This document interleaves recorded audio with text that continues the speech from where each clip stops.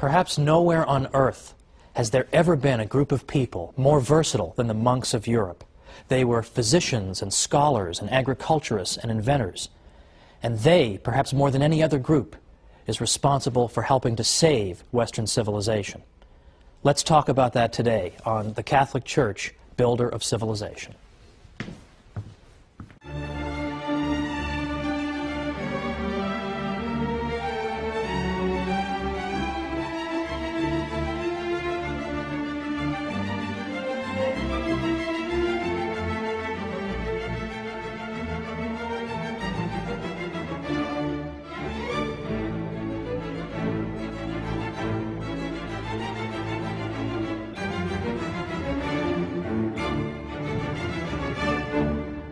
Welcome once again to the Catholic Church, Builder of Civilization. I'm Thomas Woods. Today it's the monks who helped to save Western civilization. Now there's a small publishing industry out there of books called How So-and-so Saved Civilization. This group saved it, and that group saved it. The monks deserve this title, ladies and gentlemen, the monks. Even the Irish, who are sometimes credited with saving civilization, did so in large part because of their monks. Who were these people, after all? They were monks. Well, I don't want to assume any prior knowledge. Who are the monks? What are they doing? And how did they save Western civilization? We already see in the 3rd century a tradition whereby women religious, we would call them, began to live together and share the same spiritual and prayer life and dedicated themselves to the care of the poor and the sick. So it's very easy to see in that the tradition of convents and the life of the nun. Also in the 3rd century we see a tradition among men to be hermits. The hermits were people who forsook everything, who pursued absolute solitude in order better to commune with God and to hear Him and to pray to Him. St. Anthony of the Desert in the mid-3rd century was a classic example of this. He lived to be over 100 years old, and he went out into the deserts of Egypt. The hermits typically lived completely alone. They would gather on Sundays to worship God, but otherwise they kept to themselves. And they tended small vegetable gardens to support themselves, or they made baskets, but otherwise theirs was a life of extreme solitude. Now, in a certain sense, this is all well and good, and the Church has never altogether repudiated the tradition of hermit life. In fact, she's had a pope who was a hermit in the 1290s, Pope Celestine V. But right away, there were critics of the hermit's life, because the hermit, who lived apart from anyone who could provide him spiritual guidance, sometimes engaged in spiritual practices that were, well, rather questionable. Some of them engaged in, shall we say, penances that were exaggerated, or some of them would go out of their way to wait until food rotted before they would eat it. And this type of thing would go on, and a good many Catholics began to argue that this is not a healthy thing. This is not what God intends. This is not what Christ is calling you to. For example, in the Christian East, St. Basil the Great repeatedly said that the life of the hermit is not the Christian one, ideally, because what we should be doing is living among our fellow human beings, ideally. That would be the best solution. The monks should live in solitude, but in a sense a kind of communal solitude, with other monks, with other people who have in effect retreated from the world. Now it's important to understand the monks are not saying that the world is evil, therefore we retreat from it, or that spaghetti and meatballs and an ice cream sundae are all evil, so therefore I want to deprive myself of them and eat more simply. To the contrary, because Catholics believe in the goodness of the created world, what the monks are saying is that the world is wonderful, it's a great thing, it's filled with a great many delights, and that's why it's such a sacrifice for us to give them up to show how much we love God. One of my friends has sometimes explained it this way: it's one thing to bring flowers for your wife. It's quite another to bring her flowers on a rainy, miserable day, when she knows it was just an unbelievable ordeal for you to get those flowers and get back in the car and keep the vase from spilling over in the car. I've had plenty of experience with this, folks. This is exactly why the monks made sacrifices, to show how much they loved God.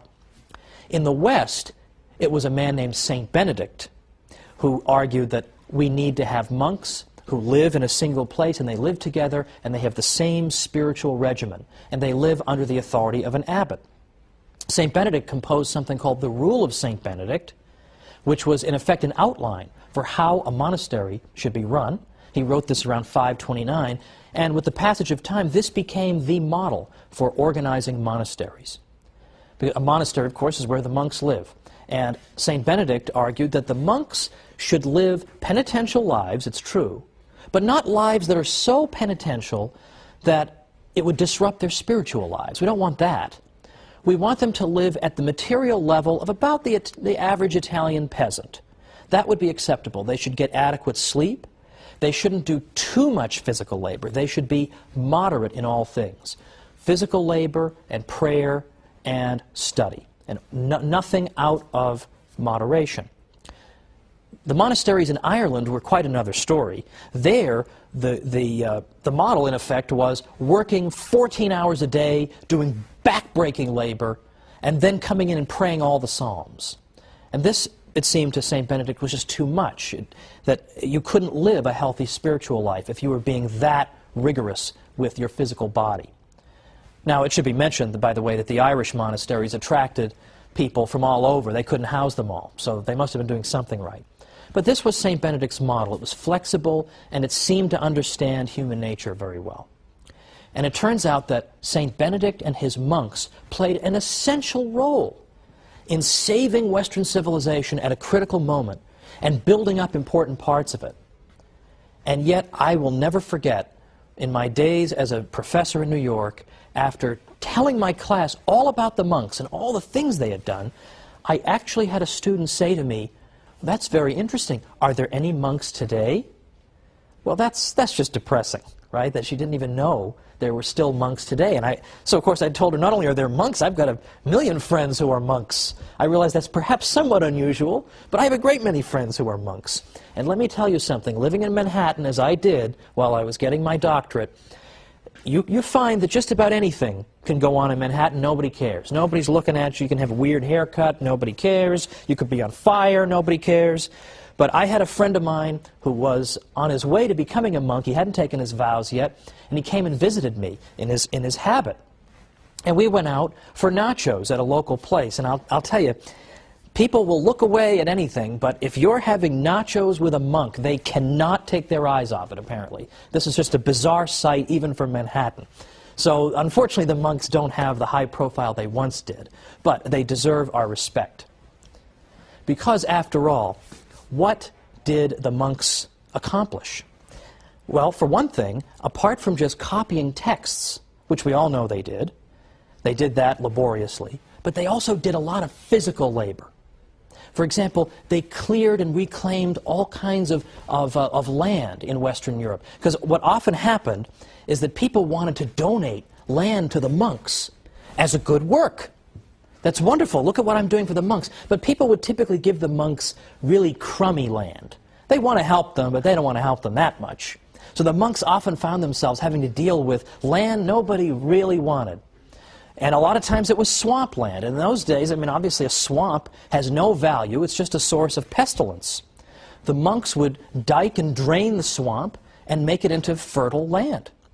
And a great many experts on the history of agriculture in Western Europe have said, for example, we owe the agricultural restoration of a great part of Europe to the monks.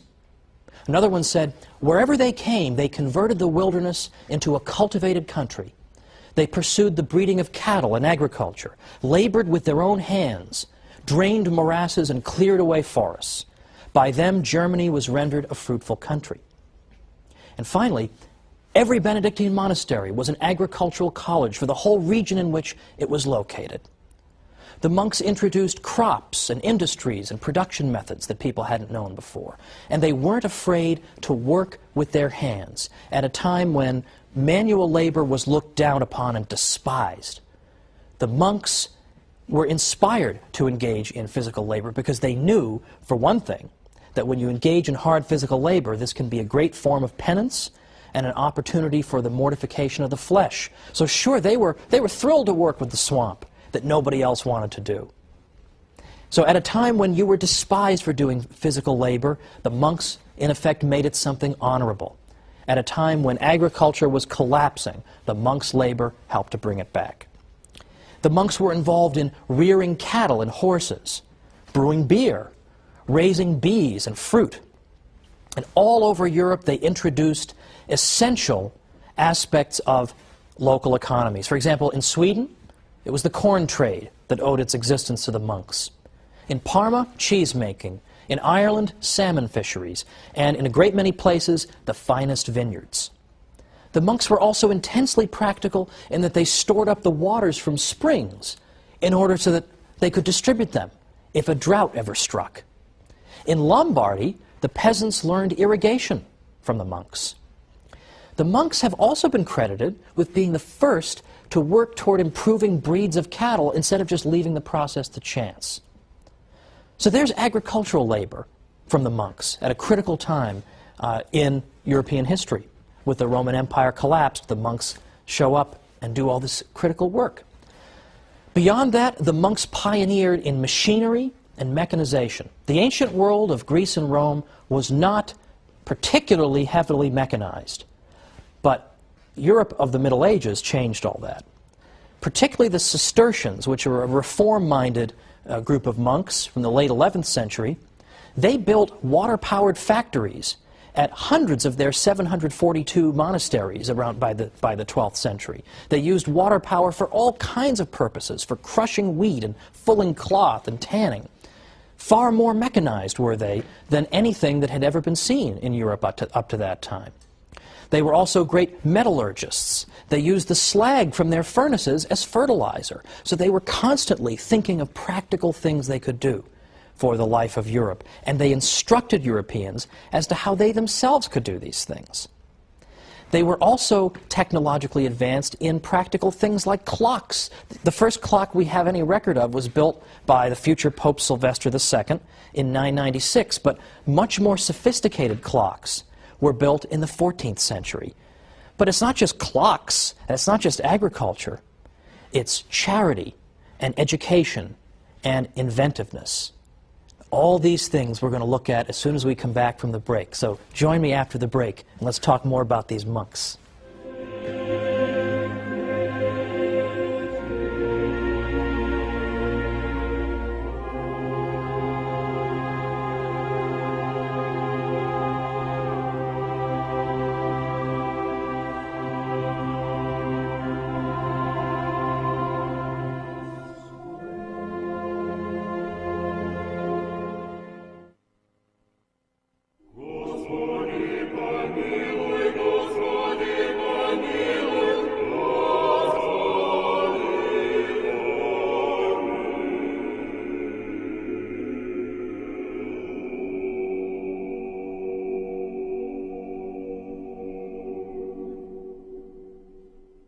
Welcome back to the Catholic Church, builder of civilization.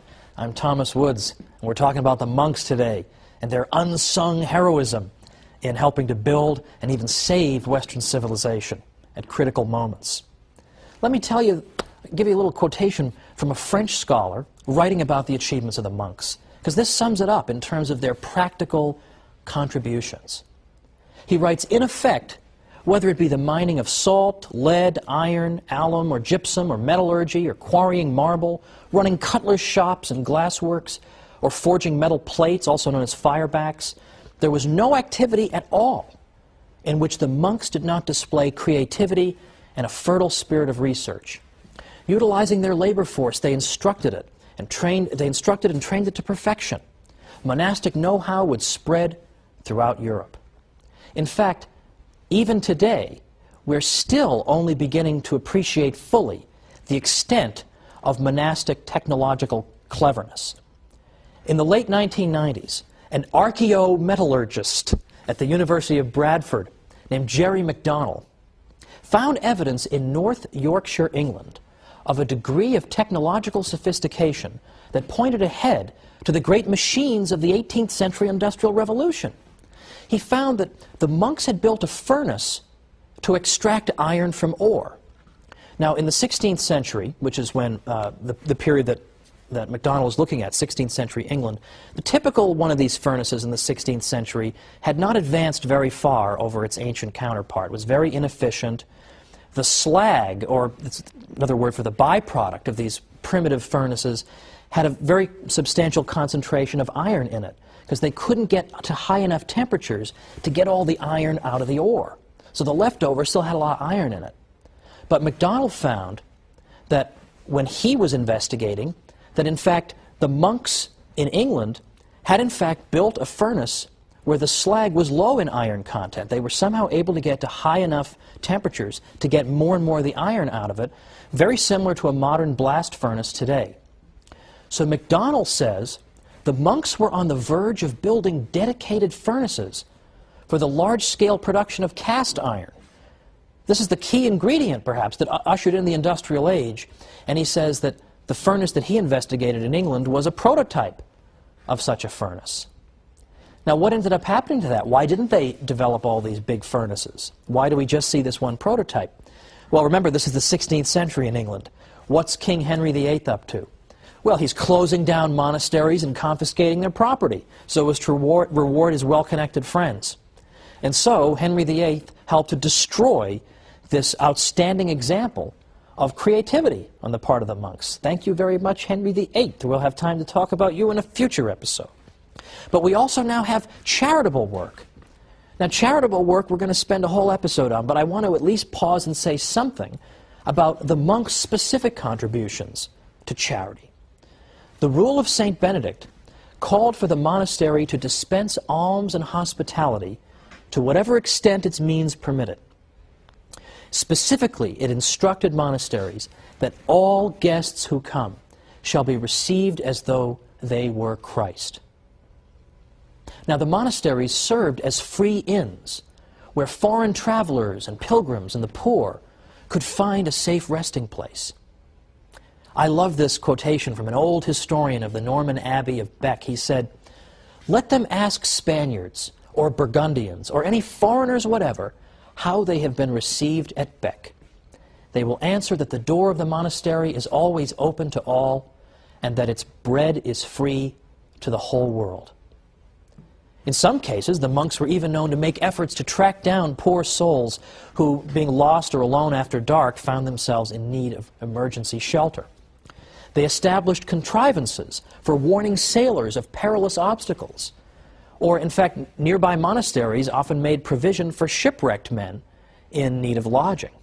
All these were typical contributions of the monks. They also built up the medieval infrastructure and built and repaired roads and bridges. But as part of their charitable work, they were also great physicians for their day. In fact, it was the church that helped to create the hospital in the first place. But the monks went even further, because there weren't hospitals everywhere. But there were a lot of monasteries. And initially, the monks provided medical care to their fellow monks. But as time went on, they realized that they possessed a critical skill that local townspeople also needed. So oftentimes they would go out into the local towns and seek out sick people who were in need of their medical care. Again, I would say that's a fairly unsung aspect of the monastic contribution. But in addition to being great physicians and agriculturists and inventors, they were also great educators. St. John Chrysostom tells us that it was already in his day, around the 4th century, it was already customary for people in Antioch to send their sons to be educated by the monks. St. Boniface established a school in every monastery he founded in Germany. In England, St. Augustine, and here we're talking not about St. Augustine of Hippo, but St. Augustine of Canterbury, St. Augustine and his monks set up schools wherever they went. St. Patrick is given credit for encouraging Irish scholarship. And of course, the Irish monasteries developed into very important centers of learning, and they dispensed instruction to monks and laymen alike. Now, sometimes it's been said that the monks did engage in some education, but they were really only educating their fellow monks. Well, that's, as we've seen, not entirely true. There are plenty of cases we have on record of the monks providing education to people in the local area. But let us say that that accusation is true. Let's even grant it for the sake of argument. Let's say that the monastery's contribution had simply been to teach other monks how to read and write. That's all it was. Well, even if that had been their only contribution, that would have been no small accomplishment. Because consider what happened in the Greek Dark Ages. Now, people have typically forgotten about this, but it's very important. From about 1100 to 800 BC, we had something called the Greek Dark Ages. And what happened here was that the Mycenaean Greeks had some kind of terrible disaster befall them. The nature of that disaster is still debated. But something terrible happened to these people. And when the smoke had cleared, for the next 300 years, we find that, in effect, the ancient Greeks, the Mycenaean Greeks, had lost literacy. They had lost the ability to read and write. Now you wonder, how could you lose the ability to read and write? How could you forget that? Well, partly it happened because people were scattered following whatever disaster it was that befell them. And they had to think solely of their own survival. And learning how to read and write was not exactly critical when you just needed food and sustenance. Secondly, it's been speculated that maybe whatever disaster struck the Mycenaean Greeks struck in particular the educated classes, so that those who would have remembered literacy were in fact wiped out. Well, whatever the explanation, the fact is they lost literacy at a time of general civilizational collapse. Well, let's remember that the monks were functioning and carrying out all these wonderful tasks I've described at a time in Western European history that was very similar. There was general collapse. There was political disorder. There was an abandonment of education by and large. There was an abandonment of urban life. That was the environment in which the monks functioned. And so, even if all they had done was to keep literacy alive, well, that's very important, because that means they prevented a repeat of the Greek Dark Ages, when literacy was lost. Thanks to the monasteries, literacy was not lost, but Western Europe managed to hang on to it. That's no small contribution, is it? In fact, the contributions of the monks have been so great that even scholars who are inclined to be unsympathetic to them have conceded it. And I've always tried to go out of my way, when I've written about Catholic history, to cite not only non-Catholics, but anti-Catholics when possible, so that people won't come back and say that I'm just picking and choosing among my sources. When people who don't even like the Catholic Church are saying, okay, the monks did a lot, that says something. So, for example, one unsympathetic scholar said, the monks not only established the schools and were the schoolmasters in them, but also laid the foundations for the universities. They were the thinkers and philosophers of the day and shaped the political and religious thought. To them, both collectively and individually, was due the continuity of thought and civilization of the ancient world with the later Middle Ages and with the modern period. That's no small compliment. A century ago, another historian said, it was the monks, and they alone, who carried to a successful issue the tremendous undertaking of mollifying the rampant invader, softening the rudeness of his manners and the harshness of his spirit, familiarizing him with the restraints of Christian morality, and bringing home to him with convincing power the necessity of observing the fundamental principles of law and order, instructing him in the use of arts and instruments of industry and social progress, in a word, of assimilating, civilizing, and Christianizing 20-odd barbarian tribes, many of which, by the way, were very impressed with the morality and the conviction of the monks. They were very moved by their witness. A Protestant historian says, had it not been for the monks and monasteries, the barbarian deluge might have swept away utterly the traces of Roman civilization. The monk was the pioneer of civilization and Christianity in England, Germany, Poland, Bohemia, Sweden, Denmark. With the incessant din of arms around him, it was the monk in his cloister, for instance on Mount Athos, who by preserving and transcribing ancient manuscripts, both Christian and pagan, as well as by recording his observations of contemporaneous events, was handing down the torch of knowledge unquenched to future generations and hoarding up stores of erudition for the researches of a more enlightened age. The first musicians, painters, farmers, statesmen in Europe, after the downfall of imperial Rome, under the onslaught of the barbarians, were monks. Now these are critics of the monks. You can only imagine what their friends have to say. These are their critics. Here is the monastic contribution. And you'll notice that in this brief overview, I've not even mentioned, or at least hardly so, the contributions they made to the literature of the Western world by preserving ancient classics and indeed the Bible itself through laborious copying. Because that is the one thing that's conceded to us. The monks did this. But what I want to show you is they did so much else in so many areas, one can hardly even believe it. Now today we touched briefly on the subject of charity, because we saw the monks as great dispensers of charity. Guests are to be treated as if they were Christ himself. Well, that is a small part of the story of Catholic charity, which will occupy us next time. Catholic charity is one of these areas in which people will concede the Catholic Church has done wonderful things.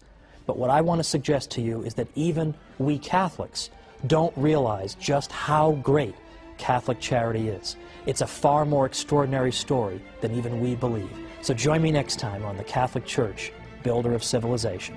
See you then.